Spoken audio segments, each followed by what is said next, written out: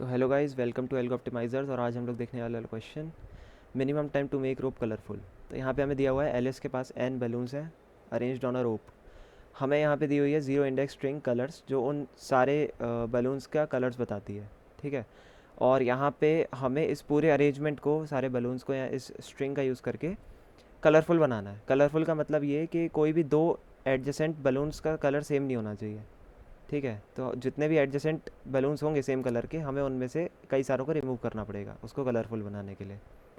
तो यहाँ पे हमें नीडेड टाइम करके एक एरे दिया है, वेक्टर दिया है, जिसके अंदर हमारे पास टाइम नीडेड है हर एक पर्टिकुलर इंडेक्स को रिमूव करने का, कि इस इंडेक्स को रिमूव करने के लिए इतना टाइम लगेगा। तो हमें इसमें से ये पता करना है कि मिनिमम कितने टाइम के साथ मैं इस पूरी अरेंजमेंट को कलरफुल बना सकता हूँ। तो आज एक बार इसको देखते हैं। जैसे मेरे पास एग्जांपल है A B A A C। तो यहाँ पे ये दो ए जो है कॉन्जिक्यूटिव आ रहे हैं, ये कॉन्जिक्यूटिव नहीं आ रहा, तो इसमें कोई दिक्कत नहीं है। इसमें से हमें कोई एक रिमूव करना है। तो इनकी इंडेक्सेस क्या हैं, 2 और 3। तो हमें 2 या 3 में से किसी एक इंडेक्स के ए को यहाँ से हटाना है। और हमारे पास जो नीडेड टाइम दिया है वो इंडेक्स के साथ अगर देखा जाए तो ये रहा। तो सेकेंड इंडेक्स को हटाने के लिए कॉस्ट है या टाइम नीडेड है वो है 3। थर्ड इंडेक्स को हटाने के लिए जो टाइम नीडेड है वो है 4।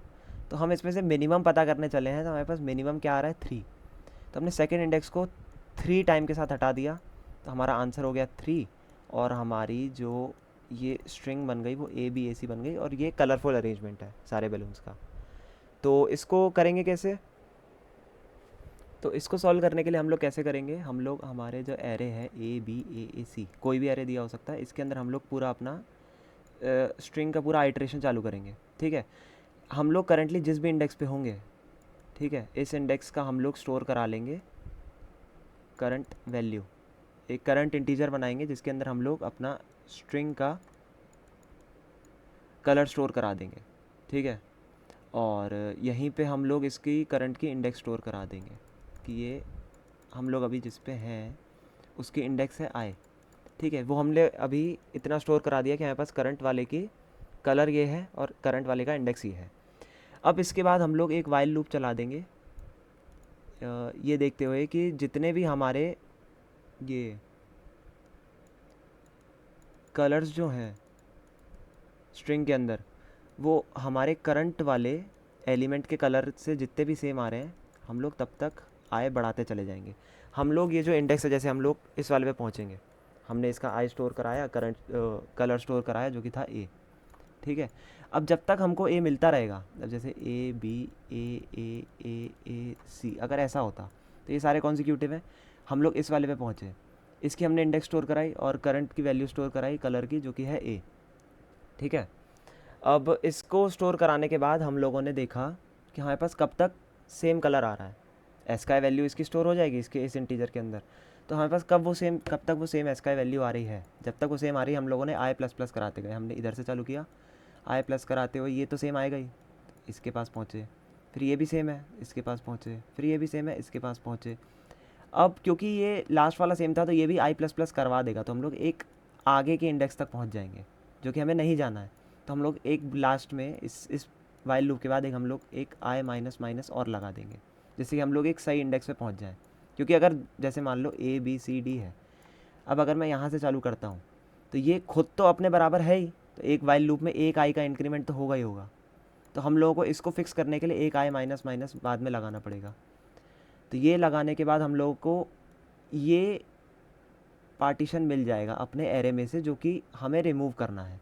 अब रिमूव करने के लिए हम लोग क्या करेंगे, अब जैसे हमारे पास एक गिवन स्ट्रिंग में से ये सब स्ट्रिंग मिल गई जिसमें से हमें कॉन्जिक्यूटिव ए या कोई भी कॉन्जिक्यूटिव कलर को रिमूव करना है। तो हम लोग यहाँ पे क्या करेंगे, एक फॉर लूप यहाँ पे चलाएंगे, यहाँ से लेके यहाँ तक का, और इस सारे इंडेक्स तक हमने उसके अंदर ये इंडेक्स पास कराई। एक नया फंक्शन बना देते हैं जिसके अंदर हमने यहाँ से लेके यहाँ तक की इंडेक्स स्टोर करा दी, आई और जे। ठीक है। जो कि स्टार्ट और एंड बताती है हमारे कॉन्जिक्यूटिव सीक्वेंस का। तो हम लोगों ने आई से लेके जे तक का एक लूप रन कराया जिसके अंदर एक हम लोग सम स्टोर करा देंगे, सम इसके नीडेड टाइम का।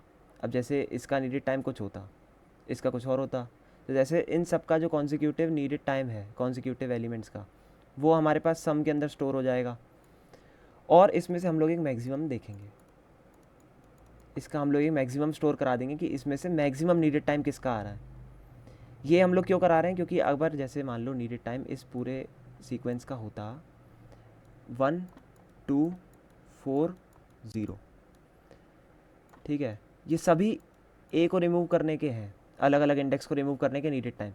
तो इन सारे इंडेक्स को रिमूव करने के नीडेड टाइम में से जो भी हमारा मैक्सिमम होगा, जैसे 4, अब हमें पता है बस 4 कॉन्जिक्यूटिव ए हैं, तो हमें उनमें से कोई एक को छोड़ के बाकी सबको रिमूव करना है। तो हम किसको छोड़ेंगे, जिसमें से हमें सबसे ज़्यादा मेहनत करनी पड़ रही थी या जिसको सबसे ज़्यादा टाइम लग रहा था रिमूव करने में। तो हम क्या कर रहे हैं, सबका सम लेते चल रहे हैं, 4 + 2 + 1 7, ठीक है, ये हमारा सम आ गया। मैक्सिमम क्या था 4 को हमने माइनस किया, तो जो हमारे पास जो आंसर बचेगा 3। इस पूरे सीक्वेंस को रिमूव करने का हमारा जो कॉस्ट होगा या टाइम नीडेड होगा वो होगा 3, क्योंकि हमने लोएस्ट कॉस्ट वाले को रिमूव कर दिया, सेकेंड लोएस्ट कॉस्ट वाले को रिमूव कर दिया, और ये तो 0 है, ये सबसे ज़्यादा लोएस्ट है तो इसको भी रिमूव कर दिया। 4 सबसे मैक्सिमम था तो हम इसको छोड़ के बाकी सबको रिमूव कर देंगे। तो जो सम होगा उसमें से -4 = 3। अब एक बार इसका कोड देख लेते हैं कैसे हो रहा है।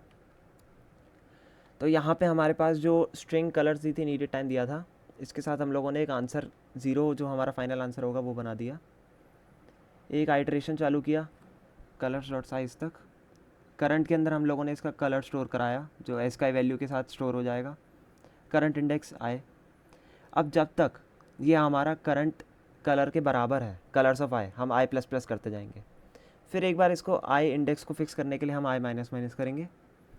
और इसी के साथ साथ अगर हमारा जो i- करंट इंडेक्स है, करंट इंडेक्स जिससे हमने स्टार्ट किया था और हम जिस i पे आके रुके हैं, अगर वो सेम एलिमेंट नहीं है, यानी मल्टीपल एलिमेंट्स हैं कॉन्जिक्यूटिव सेम कलर के, हम उसको रिमूव फंक्शन के अंदर भेज देंगे उस पार्टीशन को, और उसमें से जो रिटर्न होगा हम आंसर के अंदर प्लस कर देंगे। एक बार रिमूव वाले इसको फंक्शन को देख लेते हैं। मैक्सिमम एक इंटीजर मैंने स्टोर करने के लिए बना दिया और एक सम बना दिया, ठीक है। अब करंट इंडेक्स जो मैंने पास की और एक एंडिंग इंडेक्स जो मैंने आई के नाम से पास की है, इसके अंदर मैंने एक लूप चला दिया।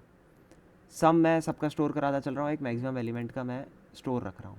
फिर आखिरी में मैंने सम माइनस मैक्सिमम को रिटर्न कराया। तो एक पर्टिकुलर सब एरे के अंदर कॉन्जिक्यूटिव जितने कलर्स हैं उसको रिमूव करने के लिए फंक्शन हो गया।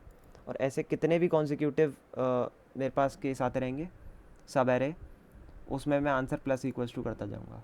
तो यहाँ से रिटर्न आंसर करके देख सकते हैं, सबमिट हो जाएगा।